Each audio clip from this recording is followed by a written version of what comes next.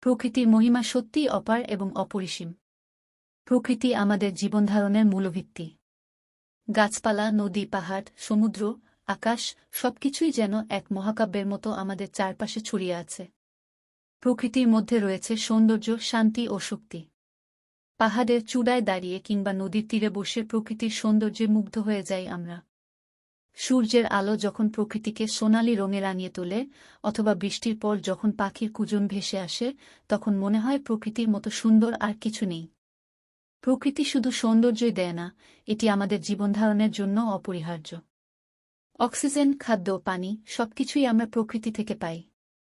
কিন্তু মানুষ ক্রমাগত প্রকৃতিকে অবহেলা করছে, বন উজাড় করছে, নদীনালা দূষিত করছে। আমাদের উচিত প্রকৃতির এই মহিমা ও দানকে সম্মান জানানো এবং এর সুরক্ষা করা।